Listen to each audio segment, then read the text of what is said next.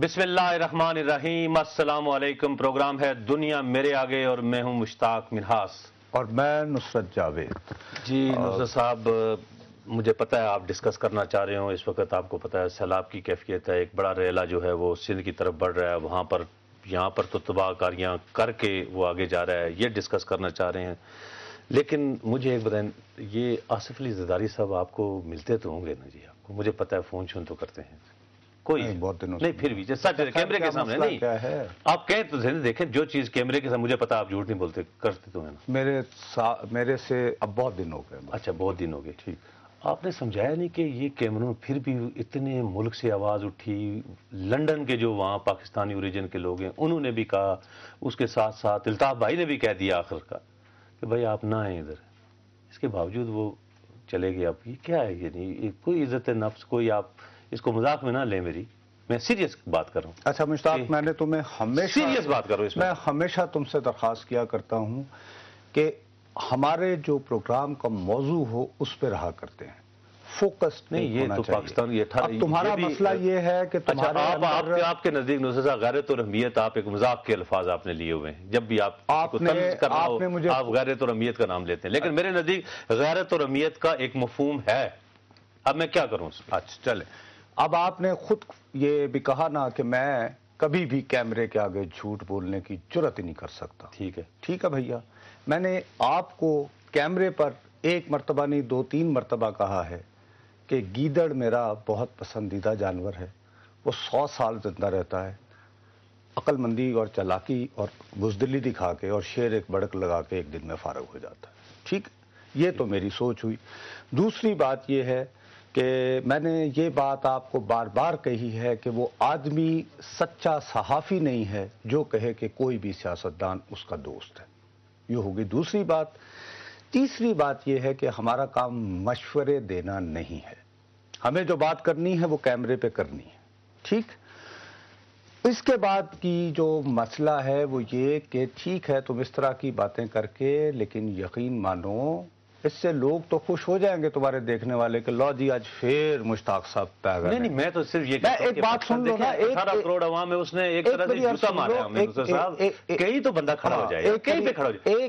آپ دیکھیں نا، وہ ایک وفد جانا تھا نہیں گیا، وہ کیا ہو گیا؟ ایک میری صدر صاحب نہ جائیں کیمروں کو کہیں یہ لو بھائی جاؤ سلام۔ میں یہ سمجھتا ہوں کہ ہمارے جو حکمران ہیں یہ بے حس ہو چکے ہیں، وہ یہ سمجھتے ہیں کہ میڈیا جو مرضی کرتا رہے، ان کی وجہ سے ہمیں ووٹ نہیں ملنے ہیں، ہمیں ووٹ ہماری کانسٹیچوئنسی سے ملنے ہیں، ہمیں بٹھایا ہوا ہے انہوں نے، ٹھیک ہے، اور بٹھایا ہوا ہے امریکہ برطانیہ وغیرہ کی یہ وہ، اچھا وہ ان کا یہ خیال ہے ہماری ٹرم بھی چوری ہونی ہے۔ اگر آپ یہ جہاں تک تم اس وفد کی بات کر رہے ہو، اچھا چلیں، اگر زرداری صاحب کو نہیں سمجھ آ رہی، وزیر اعظم صاحب 18ویں ترمیم بھی ہو گئی، ماشاءاللہ بہت مضبوط ہو گئے ہوئے ہیں، کیا حرج تھا کہ یہ کیمرے پہ انٹریکٹ کرتے ہوئے بتا دیتے کہ جی کیمرون کا جو بیان ہے اس سے میں بہت ناراض ہوا ہوں، ISI کو میں نے آرڈر کیے ہیں کہ آپ اپنا ڈیلیگیشن نہ بھیجیں، اور صدر زرداری صاحب کو میں نے یہ کہا ہے کہ جی آپ اپنی ملاقات میں واضح کر دیں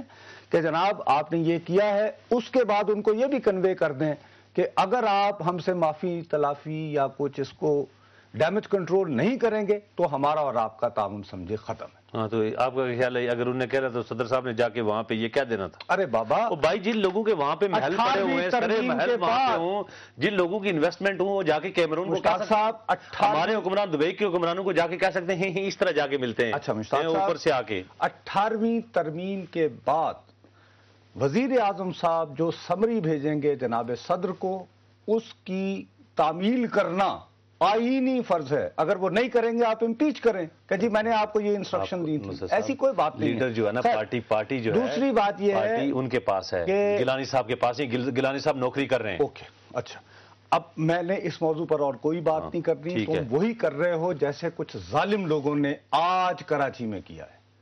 میں نے کیا کیا جی؟ جیسے کچھ ظالم لوگوں نے توجہ نہیں، اس وقت ہمیں یہ چاہیے تھا کہ سندھ حکومت، دیکھو بالائی علاقوں میں جو تباہی ہوئی، مالاکنڈ کا بالکل سارے رابطے، سارے پل ختم ہو گئے، وہاں پہ ہزاروں لوگ ابھی تک پھنسے ہوئے ہیں، ہمیں پتہ نہیں کہ انہیں خوراک بھی چارسدہ نوشہرہ تو بالکل سوابی، اور چارسدہ نوشہرہ سوابی جو میجر ہمارے یار ایگریکلچرل لینڈز ہیں، چلو ہو گیا جی، لیکن اب یہ ہے کہ ریلا اس طرف بڑھ رہا ہے. امید یہ کی جا رہی ہے پیچھے تو نہیں وہ تو ہونا ہے، لیکن دیکھو نا 6 اگست کو ایکسپیکٹڈ ہے کہ سب سے بڑا ریلا جائے گا جو سکھر براہ سے گزرے گا. ٹھیک ہے نا جی. اب ہونا تو یہ چاہیے تھا کہ سندھ کی حکومت اپنے تمام تر وسائل پوری یکسوئی کے ساتھ اس کے ڈیمیج کو دیکھے، اینٹیسپیٹ کرے، لوگوں کو نکالے.